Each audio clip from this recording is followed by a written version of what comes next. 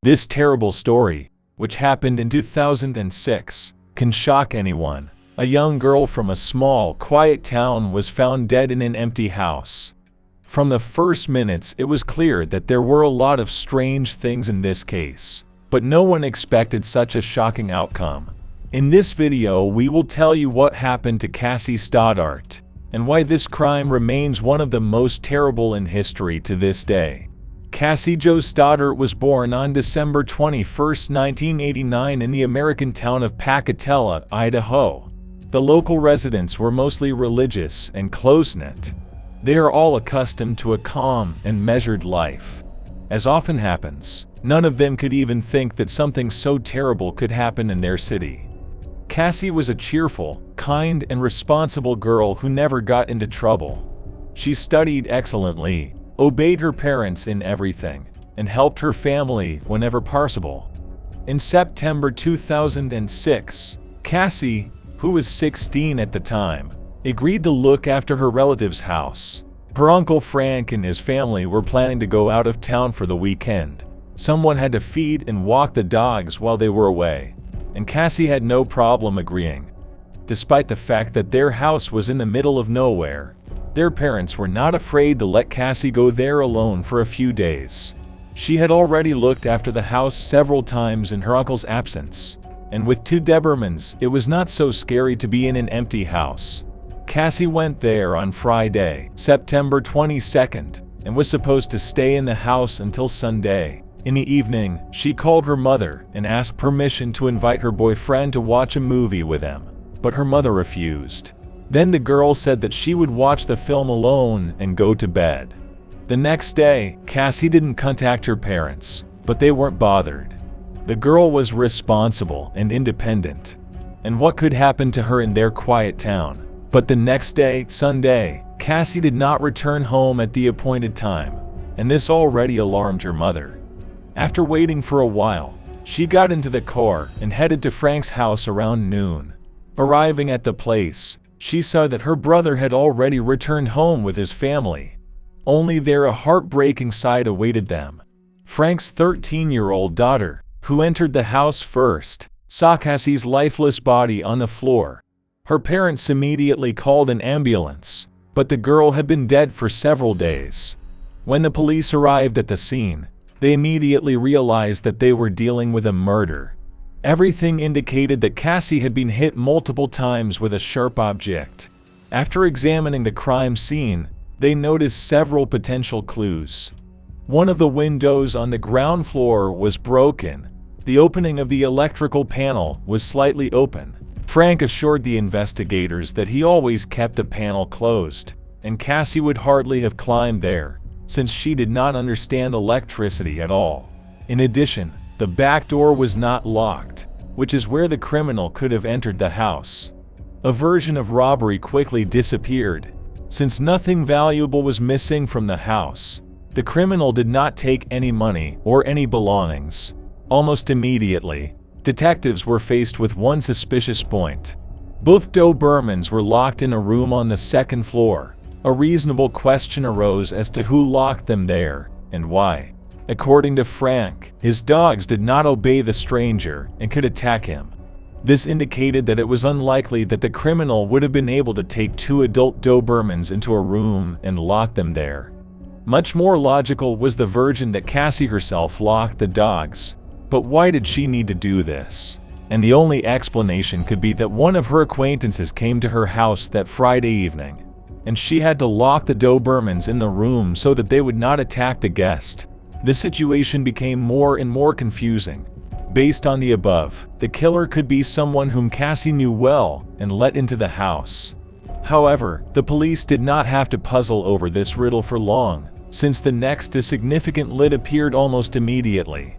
News of the murder quickly spread throughout the city, whose residents had never seen such crimes.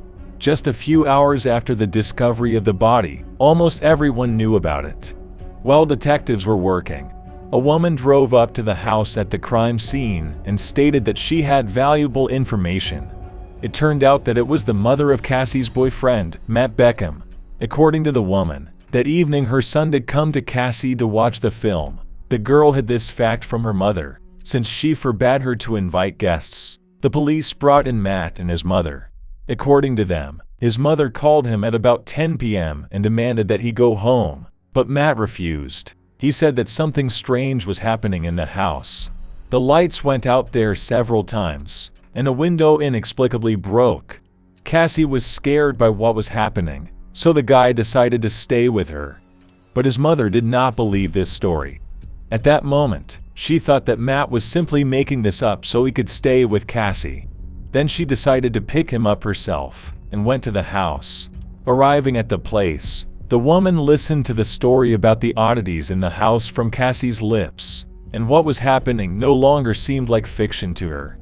Then she invited the girls to leave with them, but Cassie refused.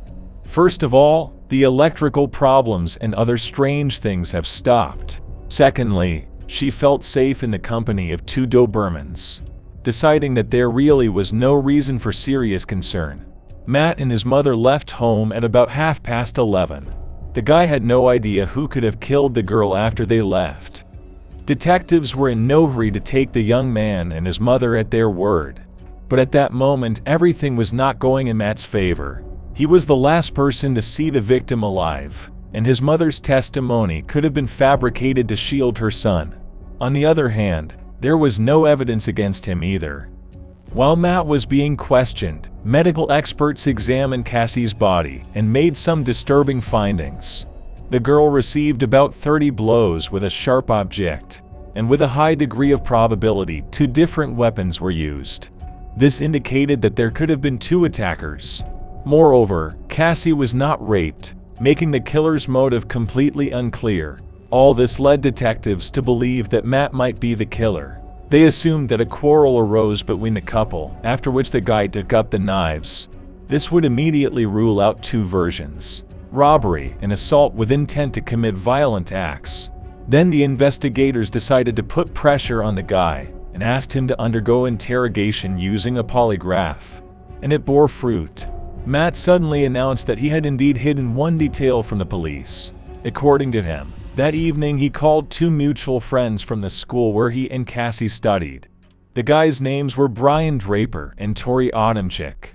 They were friends with Matt and Cassie, and that evening they agreed to come over to their house to watch a movie. But they didn't stay there for long, because they found the movie boring.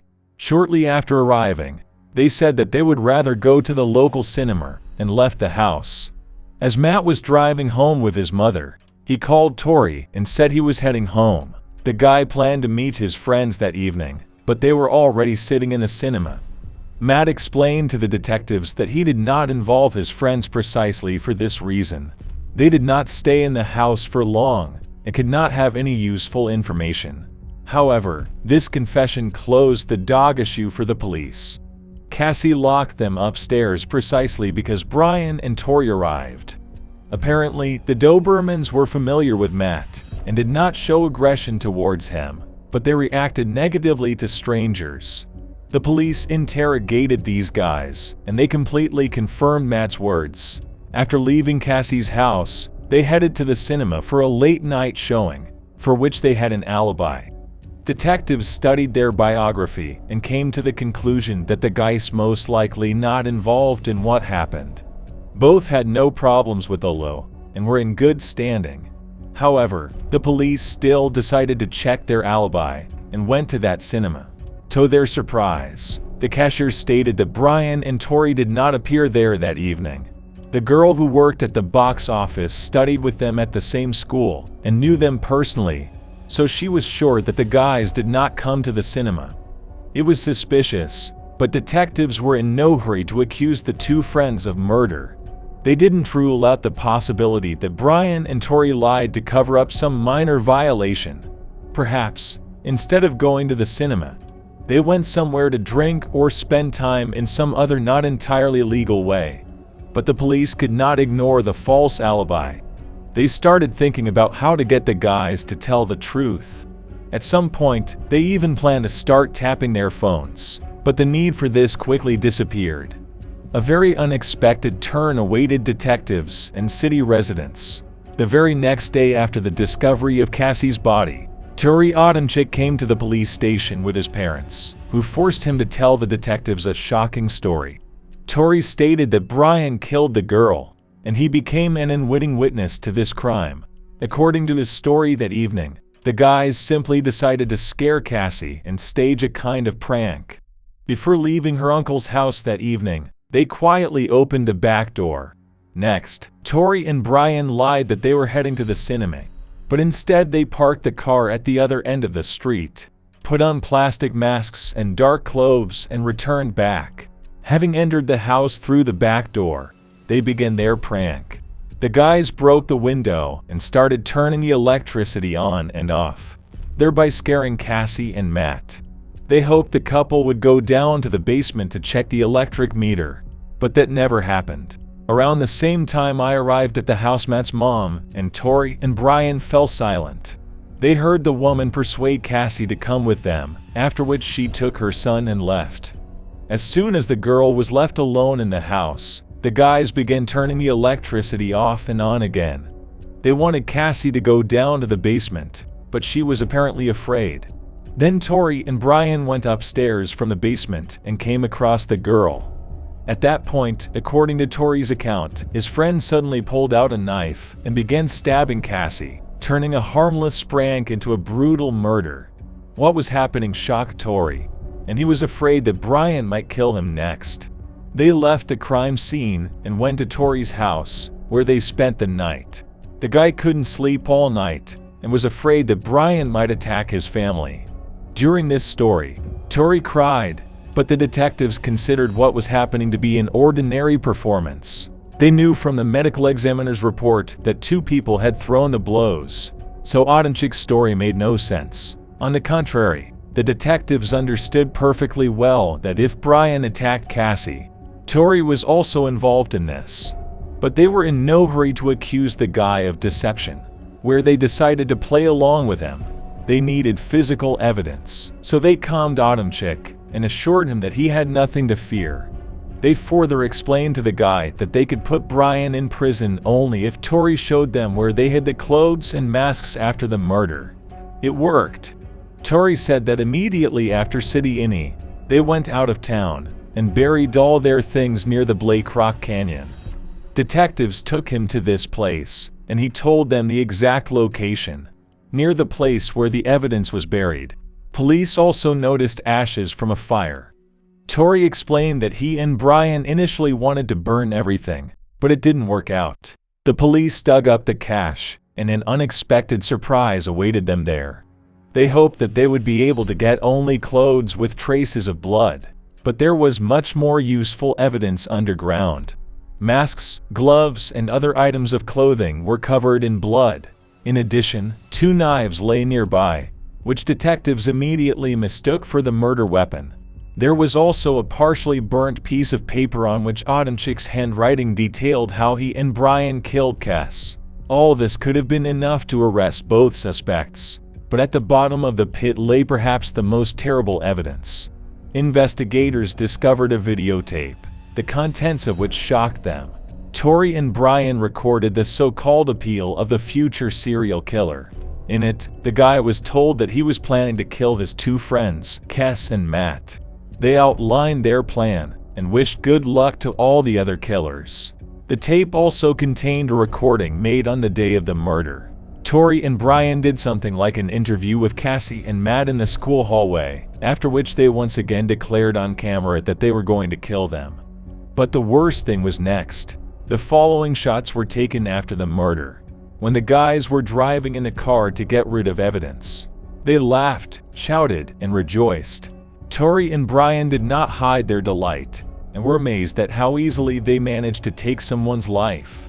Of course, with such a set of evidence, Odenchik could no longer continue to pretend to be an innocent victim.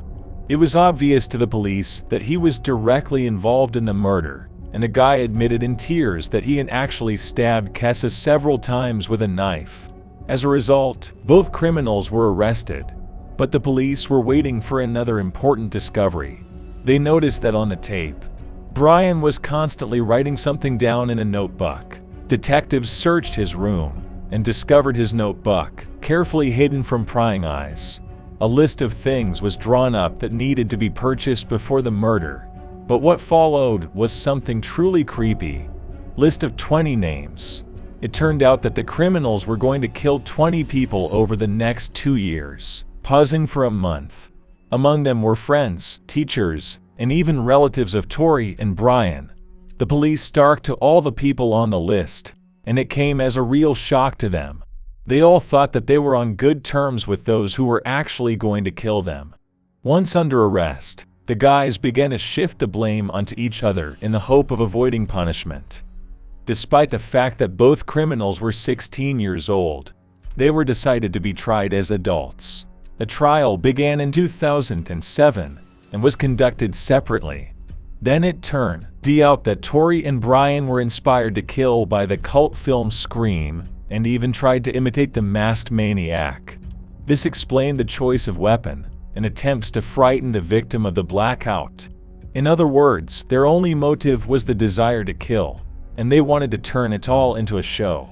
The guys hoped that after all the murders they had committed, they would become legends and go down in history. Despite all this, medical experts declared them sane, so they should not expect any concessions from here. On April 17, 2007, Brian Draper was found guilty of murder. On June 8, Tori Adamczyk was found guilty of the same charges.